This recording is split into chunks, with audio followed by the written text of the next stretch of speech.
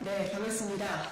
어제 MBC와 뉴스타파 보도를 보신 분들은 아시겠지만 역대 최고 중징계인 과징금 부과 결정까지 했던 이 사안이 청부민원으로 시작된 사건이었음이 밝혀지고 있습니다. 유일인 방심위원장은 도덕적인 문제는 말할 것도 없고 위법적인 부분까지도 해당이 된다는 점을 다시 한번 말씀을 드리고, 관련해서는 저희 민주당 과방위원들 그리고 언론특위 위원들이 긴급하게 기자회견을 하게 되었습니다. 일단 저희가 준비한 기자회견문을 낭독을 하고 이후에 또 백부를 통해서 더 자세한 설명 드리도록 하겠습니다. 함께 오신 의원님들 먼저 소개해드리겠습니다. 민영배 의원님 오셨습니다. 네, 강민정 의원님 오셨습니다. 그리고 정필무 의원님 모셨습니다.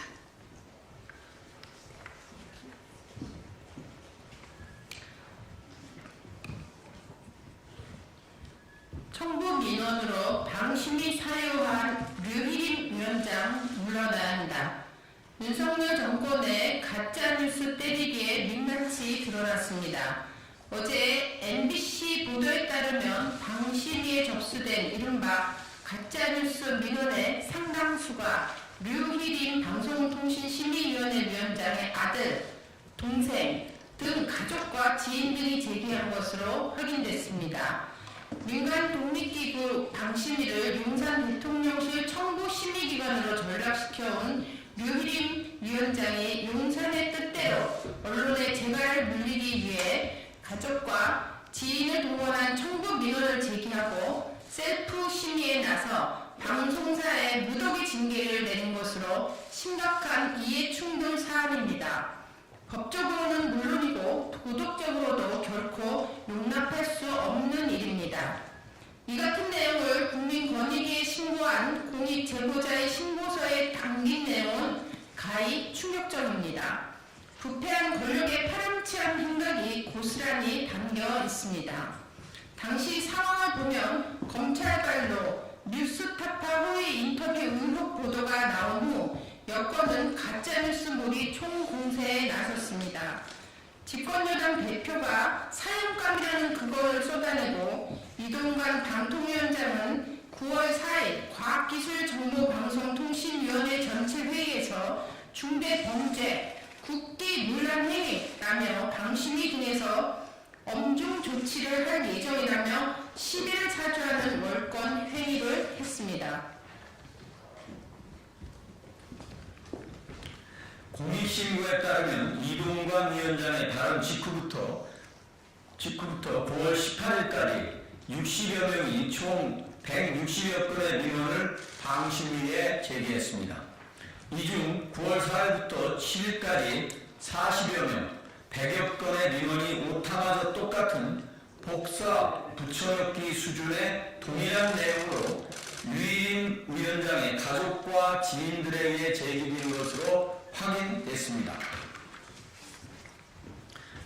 유희림 위원장 아들 4건과 동생 3건, 유희림 위원장이 공동대표를 지낸 미디어연대 당무 공동대표 3건이 대표적이며, 유희림 위원장 동생이 운영하는 수련원 강사 4명, 유희림 위원장이 사무총장 대표로 재직했던 경주 세계문화엑스포 직원과 관계자 등 유희림 위원장 가족과 지인 등 관계자 15명도 나흘 동안 40여 건의 민원을 제기했습니다.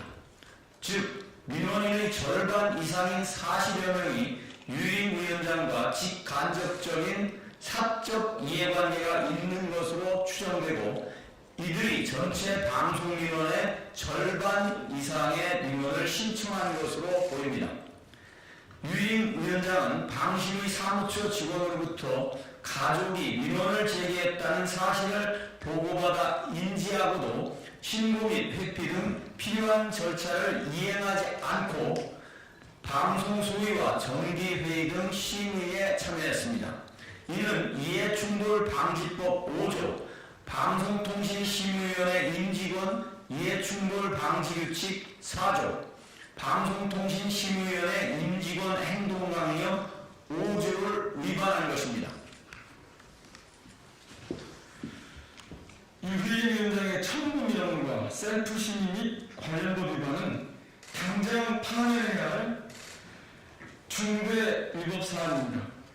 윤석열 대통령은 지난 9월 국민권익위가 정민영 방심위원이 방송심의에서 이해충돌 위반을 확인했다는 이유로 정민영 위원을 해청한 바 있습니다. 또 2018년 방심위 모 팀장은 이명박 박근혜 정부 시절이었던 2011년부터 2017년까지 타인 명의를 빌려 46건의 방송위원을 제기한 비리행위가 밝혀지면서 파면된 바 있습니다.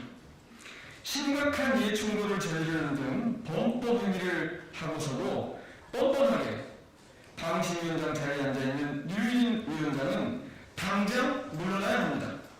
윤석열 대통령은 국기를 물랑케 한 유일인 위원장을 당장 해청하고 진상조사를 지시하기 바랍니다.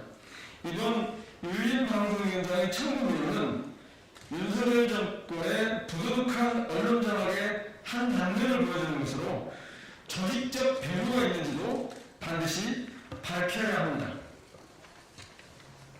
민주당은 가족까지 동원한 청구민원으로 방심위를 사유하고 정권의 청구 심의기관을 전락시킨 유진 위원장에 대해 고발 조치 등 법적 조치를 조속히 추진할 것입니다.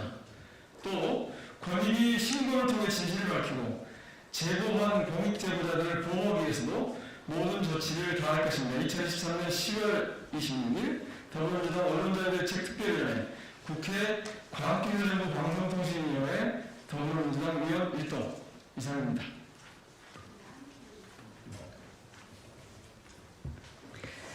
네, 이번 사건은 전대미문의 청구민원 사건입니다. 처음에 이 사건을 접했을 때는 믿을 수가 없었고 믿어지지 않는 내용이었습니다. 설마 하는 생각이 결국에는 사실관계가 확인되는 것을 보면서 언론을 탄압하기 위한 이 정부의 집착이 얼마만큼 강한지를 알게 됐습니다. 윤석열 정부의 언론 탄압을 위한 행동대장이었던 이동관, 그리고 이동관 위원장의 행동대장이었던 유희린, 그 구도가 여러분 눈에도 잘 보이시리라 생각이 듭니다. 현재 공익제보자께서 권익위에 신고를 했고, 그러므로 공익제보자로서의 그 신분 보호를 받고 있는 상황일 텐데요. 관련해서 더 구체적인 내용들은 잠시 후에 밖에 나가서 더 말씀을 드리겠습니다. 혹시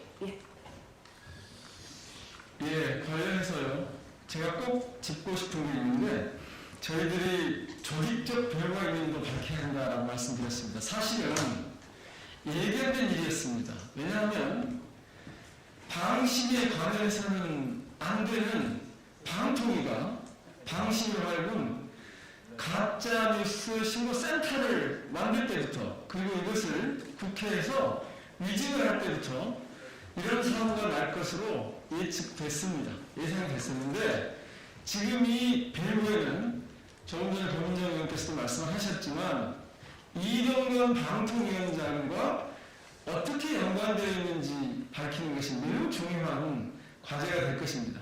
이 배후에는 이것이 유일인 방심위원장 단독 범인이 아니다 라고 하는 것이 저희들이 갖고 있는 지난주에 저희 의원실의 제보를 보면 그런 심정을 갖고 있습니다. 따라서 당국이 적극적인 조사와 수사를